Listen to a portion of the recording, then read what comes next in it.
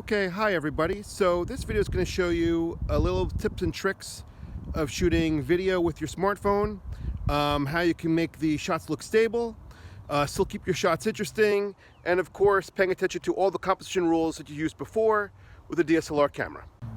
So where I am now is a fairly deserted or very deserted ball field. I'm going to show you how to shoot things interesting with your smartphone and how to keep your shots stable for you to be able to use for your stories.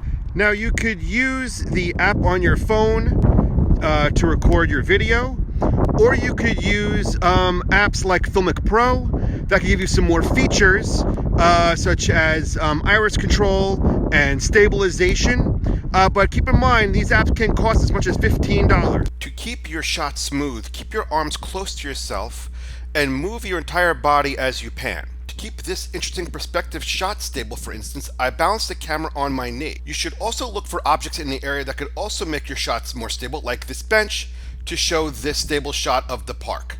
Keep in mind your rule of thirds and all of your composition rules, and make sure to get those close-ups of interesting detail.